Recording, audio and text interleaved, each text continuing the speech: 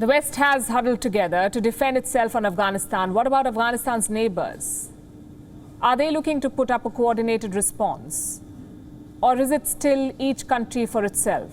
Let's look at what the developments are telling us. Earlier today, Prime Minister of India, Narendra Modi, held a telephonic conversation with the President of Russia. This phone call lasted for a good 45 minutes. What did the two leaders discuss in these 45 minutes? A host of things. But of course, the situation in Afghanistan was top priority. It topped their agenda. Both Moscow and New Delhi have been rather tight-lipped about the details of the call. All we have is a tweet by Prime Minister Modi, but it doesn't say very much. The timing of the phone call, though, tells you the story. It comes right after the Russian president rejected the idea of sending Afghan refugees to Central Asian nations, indicating that such a move would be a threat to Moscow. Putin reportedly said, and I'm quoting, "I do not want militants showing up here under the cover of refugees." These are concerns that India shares with Russia, even if unofficially. India is currently undertaking a complex mission to evacuate its citizens and Afghans in danger. This mission is called Operation Devi Shakti. It was launched on the 16th of August. It has led to the evacuation of 800 people so far. This includes Indian citizens, also many Afghan Sikhs, Hindus and Muslims.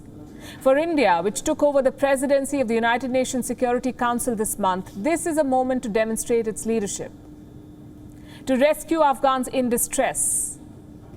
But India is also mindful of the security concerns as the situation develops. The penetration of the Taliban ideology, the rise in extremism, these are serious worries. The American weapons in Taliban hands also pose a challenge for India. They could make their way to Kashmir via Pakistan. We've been saying this for a while now. Now the Indian Army has confirmed this. Top army officials say that a large number of American weapons captured by the Taliban from the Afghan army could end up in India. And before this happens, these weapons would be used for violence in Pakistan. This is the Indian Army's assessment, that American weapons in Taliban hands would first create, quote-unquote, havoc in Pakistan and then be smuggled into India. Does Pakistan see this threat to its own peace or whatever is left of it? Well, it doesn't. Pakistan is still high on its obsession with Kashmir. It hopes to use the Taliban to take over Kashmir. And this is not a figment of my imagination. This is a quote from a Pakistani lawmaker. They're saying it in so many words, and that too on national television.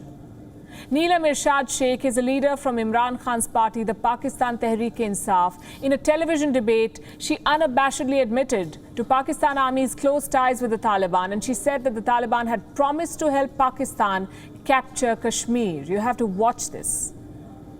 Taliban हमें कहते हैं हम आपके साथ हैं और इंशाल्लाह वो आके हमारे साथ कश्मीर फतह करके देंगे।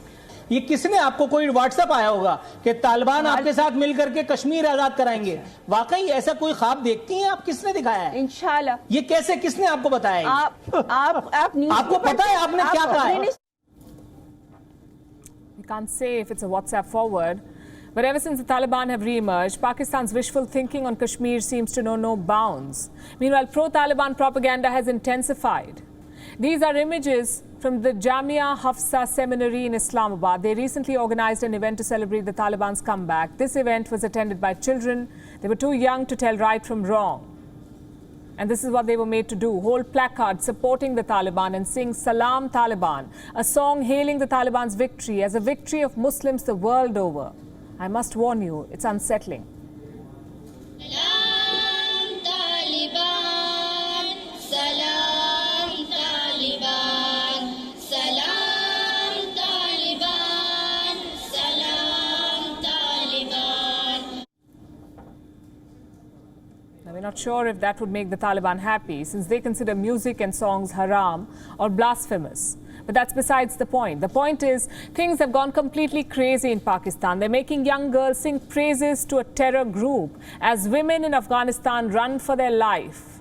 Take the case of Aryana Saeed, one of Afghanistan's most famous singers. She fled Kabul as soon as the Taliban took over. Here's what she has to say now about Pakistan's role in supporting the Taliban.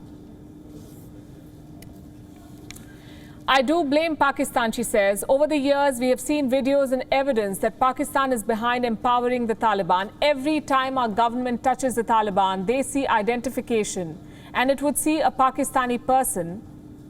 So it's very obvious that I blame them and hope that they back off and don't interfere in politics in Afghanistan anymore. Back off and don't interfere. Well, these are words that Pakistan has never understood. And now they see the Taliban's rise as their own victory. WION is now available in your country. Download the app now and get all the news on the move.